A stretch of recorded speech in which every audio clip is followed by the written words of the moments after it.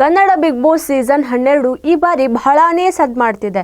ಯಾಕಂದರೆ ಉಳಿದಿರೋದು ಬರೀ 2 ದಿನ, ಇವತ್ತು ಮತ್ತು ನಾಳೆ ಒಳಗಡೆ ಫಿನಾಲೆ ಯಾರು ಕಪ್ ವಿನ್ ಆಗ್ತಾರೆ ಅನ್ನೋದು ಫೈನಲ್ ಆಗುತ್ತೆ. ಸೊ ಈ ಫೈನಲ್ ಆಗೋ ತನಕ ನಮ್ಮ ಜನರಿಗೆ ಸ್ವಲ್ಪನೂ ಸಮಾಧಾನನೇ ಇಲ್ಲ ಅಂತ ಹೇಳ್ಬೋದು. ಯಾಕಂದರೆ ಫ್ಯಾನ್ ಕ್ರೇಜ್ ಏನು ಅಂದರೆ ಇಷ್ಟು ದಿನಗಳ ಕಾಲ ಅಂದರೆ ಈ ಹಳೆಯ ಸೀಸನ್ಗಳೆಲ್ಲ ಕಂಪೇರ್ ಮಾಡಿದ್ರೆ ಈ ಸೀಸನ್ನು ಬಹಳನೇ ಸದ್ದು ಮಾಡ್ತಿದೆ.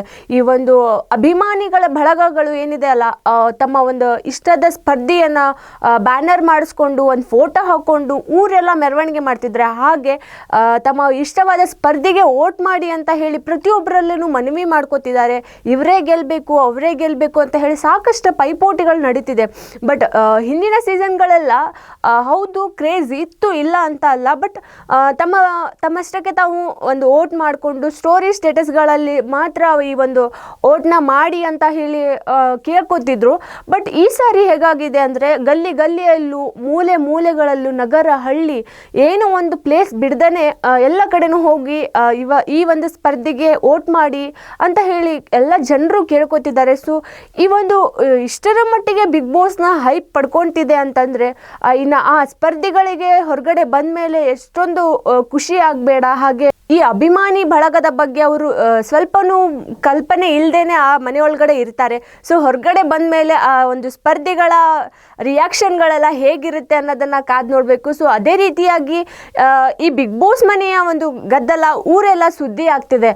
ಹೇಗೆ ಅಂತಂದರೆ ಒಂದು ಸ್ಪರ್ಧಿಗಳಾಗಿರ್ಬೋದು, ಹಾಗೆ ಅಲ್ಲಿರುವಂಥ ಕಂಟೆಸ್ಟೆಂಟ್ಗಳ ಪರವಾಗಿ ವೀಕ್ಷಕರೇ ತಮ್ಮ ಒಂದು ಈ ಜಾಥಾವನ್ನು ಮಾಡ್ತಿದ್ದಾರೆ. ಅಂದರೆ ವೋಟ್ ಹಾಕಿ ಅಂತ ಹೇಳಿ ಪ್ರತಿಯೊಬ್ಬ ಸ್ಪರ್ಧಿನೂ ಈ ಕಂಟೆಸ್ಟೆಂಟ್ ಗೆಲ್ಲಬೇಕು, ಬಡವರ ಮಕ್ಕಳು ಗೆಲ್ಲಬೇಕು, ಈ ಥರ ಒಂದು ಮನೋಭಾವನೆ ಕೆಲವೊಬ್ಬರು ರಾಜಕಾರಣಿಗಳಾಗಿರ್ಬೋದು ಅಥವಾ ಇವು ಕನ್ನಡ ಪರ ಹೋರಾಟಗಾರರಾಗಿರ್ಬೋದು, ಹಾಗೆ ರಕ್ಷಿತಾ ಪರವಾಗಿನೂ ಕೆಲವೊಂದಿಷ್ಟು ಜನ ವೋಟ್ನ ಕೇಳ್ತಿದ್ದಾರೆ. ಅಂದರೆ ಇವಾಗ ನಡೀತಿರೋದು ಹೇಗೆ ಅಂತಂದರೆ ವೋಟಿಂಗ್ನ ಒಂದು ತಮ್ಮ ಇಷ್ಟದ ಸ್ಪರ್ಧಿಗೆ ಹಾಗೆ ಮನರಂಜನೆ ಅವರಿಂದ ಹೆಚ್ಚಿಗೆ ಪಡೆದಿದ್ರೆ ಅಥವಾ ಆ ಬಿಗ್ ಬಾಸ್ ಮನೆಯೊಳಗಡೆ ಇಷ್ಟು ದಿನಗಳ ಕಾಲ ಅವರಿಗೆ ಸಂಪೂರ್ಣವಾಗಿ ಎಲ್ಲ ರೀತಿಯ ಎಂಟರ್ಟೈನ್ಮೆಂಟನ್ನು ಅವರಿಂದ ಪಡ್ಕೊಂಡಿದ್ದಾರೆ ಅಂದರೆ ಮಾತ್ರ ಅವ್ರಿಗೆ ಒಂದು ಮನಸ್ಸು ಇಚ್ಛಾ ಅವರು ವೋಟ್ನ ಮಾಡಬೇಕಾಗುತ್ತೆ. ಹೊರಗಡೆ ಜನಗಳು ಹಾಗೆ ನಡೆಸ್ತಿದ್ದಾರೆ.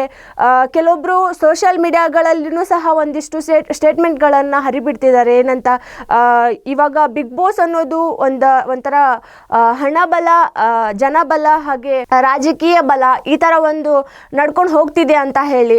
ಸೊ ಈ ಎಲ್ಲ ಒಂದು ಸೋಷಿಯಲ್ ಮೀಡಿಯಾಗಳಲ್ಲಿ ಆಗ್ತಿರುವಂತಹ ಗದ್ದಲಗಳು ಅಷ್ಟಿಷ್ಟಲ್ಲ. ಸೊ ಈ ಒಂದು ಗದ್ದಲ ಎಲ್ಲಿಗೆ ಹೋಗಿ ನಿಲ್ಲುತ್ತೆ ಅನ್ನೋದನ್ನ ನಾಳೆ ತನಕ ನಾವು ಕಾದು ನೋಡಬೇಕು. ಅದೇ ರೀತಿಯಾಗಿ ಯಾವ ಸ್ಪರ್ಧಿ ಈ ಸಾರಿ ಕಪ್ಪನ್ನ ಗೆಲ್ಲಬಹುದು, ಹಾಗೆ ಈ ಒಂದು ಸ್ಪರ್ಧಿಗಳನ್ನ ಗೆಲ್ಸೋಕೆ ಹೊರಗಡೆ ಅಷ್ಟಿಷ್ಟಲ್ಲ ರೀ ಸರ್ಕಸ್ ನಡೀತಿರೋದು. ಒಂದಿಷ್ಟು ಜನ ಹೇಳ್ತಾರೆ ಜನಬಲ ಇದೆ ಅಂತ ಹೇಳಿ. ಅಂದರೆ ಜನಬಲ ಅಂತಂದರೆ ಗಿಲ್ಲಿಯವರ ಪರವಾಗಿ ಜನಗಳು ಸಾಕಷ್ಟು ಅವರ ಎಂಟರ್ಟೈನ್ಮೆಂಟ್ನ ಮೆಚ್ಚಿ ವೋಟ್ ಮಾಡಲಿಕ್ಕೆ ಒಂದು ಆಕ್ಷೇಪಣೆ ಇಟ್ಟಿದ್ದಾರೆ. ಸೊ ಅಂದರೆ ವೋಟ್ನ ಮಾಡಿ ಬಡವರ ಮಕ್ಕಳನ್ನ ಗೆಲ್ಲಿಸಿ ಬಡವರ ಮಗ ಅವನು ಅಂತ ಹೇಳಿ. ಅದೇ ರೀತಿಯಾಗಿ ಗಿಲ್ಲಿಯವರು ಪಟ್ಟಿರುವಂಥ ಕಷ್ಟ ಅಷ್ಟಿಷ್ಟಲ್ಲ. ಸೊ ಅವರು ಎಲ್ಲೋ ಹೋದ್ರೂ ಅವರ ಒಂದು ಪಟ್ಟಿರುವಂತಹ ಪರಿಶ್ರಮ ಆಗಿರ್ಬೋದು, ಆ ಕಷ್ಟ ಆಗಿರ್ಬೋದು, ನಿನ್ನೆ ಎಪಿಸೋಡ್ನಲ್ಲಿ ಅವರು ಹಂಚಿಕೊಂಡಾಗಲೇ ಎಲ್ಲ ಸ್ಪರ್ಧಿಗಳಿಗೂ ಒಂಥರ ಮನಸ್ಸಿಗೆ ಘಾಸಿ ಉಂಟು ಮಾಡಿತು. ಹಾಗೆ ಒಂದು ಯಾರ ಕಣ್ಣಲ್ಲಾದರೂ ಆ ಕಣ್ಣೀರು ಬರುತ್ತೆ. ಯಾಕಂದರೆ ಎಷ್ಟೋ ಜನಕ್ಕೆ ಆಗಿರುತ್ತೆ ಅಂತ ಎಕ್ಸ್ಪೀರಿಯನ್ಸ್ಗಳು. ತಮ್ಮ ಊರನ್ನು ಬಿಟ್ಟು ಬೇರೆ ಊರಿಗೆ ಹೋಗಿ ಏನೋ ಸಾಧನೆ ಮಾಡಬೇಕು ಅಂತ ಬಂದವರಿಗೆ ಪ್ರತಿಯೊಬ್ಬರ ಜೀವನದಲ್ಲೂ ಇಂತಹ ಒಂದು ಕಷ್ಟಗಳನ್ನು ಅನುಭವಿಸಿರ್ತಾರೆ. ಸೊ ಆ ಎಲ್ಲ ಕಷ್ಟಗಳನ್ನು ದಾಟಿ ಮೆಟ್ಟಿ ನಿಂತು ಇಲ್ಲಿಯೇ ತನಕ ಒಂದು ಹುಡುಗ ಬೆಳೆದಿದ್ದಾನೆ ಅಂತಂದರೆ ಅವನ ಕಷ್ಟಕ್ಕೆ ನಾವು, ಅವನ ವ್ಯಕ್ತಿತ್ವಕ್ಕೆ ನಾವು ಒಂದು ಆ ವೋಟ್ನ ಹಾಕಲೇಬೇಕು ಅಂತ ಹೇಳಿ ಹೊರಗಡೆ ಇರುವಂತಹ ಜನರು ಆ ಒಂದು ವ್ಯಕ್ತಿತ್ವಕ್ಕೆ ನಮ್ಮ ವೋಟ್ ಇರಲೇಬೇಕು ಅಂತ ಹೇಳಿ ವೋಟ್ನ ಕೇಳ್ತಿದ್ದಾರೆ. ಅದೇ ರೀತಿಯಾಗಿ ಕರ್ವೆ ಅಧಿಕಾರಿಗಳು ಸಹ ಒಂದು ಈ ಕನ್ನಡ ಪರ ಹೋರಾಟಗಾರತಿ, ಹಾಗೆ ಅವರ ಪರವಾಗಿ ನಮ್ಮ ಒಂದು ವೋಟ್ ಇರಲಿ, ಅವರ ವ್ಯಕ್ತಿತ್ವ ಆಗಿರ್ಬೋದು, ಅವರ ಜೀವನದ ಕಷ್ಟಗಳಾಗಿರ್ಬೋದು, ಅವರು ಗಟ್ಟಿಗೀತಿ ಛಲಗಾರತಿ ಅಂತ ಹೇಳಿ ಮನೆಯೊಳಗಡೆ ಪ್ರೂವ್ ಮಾಡ್ಕೊಂಡಿದ್ದಾರೆ. ಸೊ ನಿಮ್ಮ ವೋಟು ಅವರಿಗೆ ಸಿಗಲಿ ಅಂತ ಹೇಳಿ ಕೆಲವೊಂದಿಷ್ಟು ಜನ ತಮ್ಮ ವೋಟ್ಗಳನ್ನು ಕೇಳ್ತಿದ್ದಾರೆ ಅಶ್ವಿನಿಯವರ ಪರವಾಗಿ. ಹಾಗೆ ವ್ಯಕ್ತಿತ್ವ ಅಂತ ಬಂದರೆ ರಕ್ಷಿತಾ ಅವರ ವ್ಯಕ್ತಿತ್ವ ಎಲ್ಲೂ ಅಷ್ಟು ಕೆಳಮಟ್ಟದಲ್ಲಿ ಇರಲಿಲ್ಲ. ಅವರ ವ್ಯಕ್ತಿತ್ವವನ್ನು ಚೆನ್ನಾಗೇ ರೂಪಿಸ್ಕೊಂಡು ಬಂದಿದ್ದಾರೆ. ಸೊ ಅವರೇ ಗೆಲ್ಲಬೇಕು. ನಿಜವಾದ ಆಟ ಆಡಿರೋದೇ ರಕ್ಷಿತಾ ಅಂತ ಹೇಳ್ತಿದ್ದಾರೆ. ಗಿಲ್ಲಿಯವರು ಅಂತ ಬಂದರೆ ಅವರೆಲ್ಲಿ ಆಟ ಆಡಿದ್ರು, ಅವರು ಬರೀ ಕೇವಲ ಕಾಮಿಡಿ ಮಾಡ್ತಿದ್ರು, ಕೆಳಗಡೆ ಹಾಕಿ ಮಾತಾಡ್ತಿದ್ರು ಅಂತ ಹೇಳಿ ಕೆಲವೊಂದಿಷ್ಟು ಜನದ ಮಾತುಗಳಾಗಿದೆ. ಅದೇ ರೀತಿಯಾಗಿ ಅಶ್ವಿನಿಯವರು ಸಹ ತಮ್ಮ ಆಟವನ್ನು ಸರಿಯಾಗಿ ಆಟ ಆಡಲಿಲ್ಲ.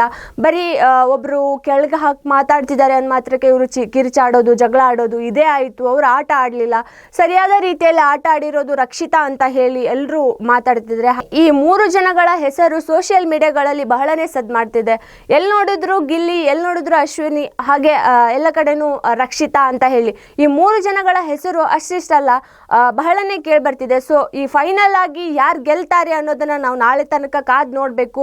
ಹಾಗೆ ನಾವು ಪ್ರತಿ ಸಾರಿ ಸೀಸನ್ಗಳಲ್ಲಿ ನೋಡ್ತಿರುವಂತಹ ಸ್ಪರ್ಧಿಗಳ ಫ್ಯಾನ್ ಕ್ರೇಜಿಗೂ ಈ ಸರಿ ಇರುವಂತಹ ಸ್ಪರ್ಧಿಗಳ ಫ್ಯಾನ್ ಕ್ರೇಜಿಗೂ ಅಜಗಜಾಂತರ ವ್ಯತ್ಯಾಸವಿದೆ. ಯಾಕಂದರೆ ಒಳಗಡೆ ಇರುವಂತಹ ಸ್ಪರ್ಧಿಗಳ ಒಂದು ಫ್ಯಾನ್ ಪೇಜ್ ಅಷ್ಟಿಷ್ಟಲ್ಲ, ಒಂದು ಗಜಪಡೆ ಅಂತಲೇ ಹೇಳ್ಬೋದು. ಅಷ್ಟೊಂದು ಗಿಲ್ಲಿ ನಟ ಅವರಿಗೆ ಸಿಕ್ಕಿರುವಂತಹ ಫ್ಯಾನ್ಗಳು ಸುಮಾರಷ್ಟು ಜನ.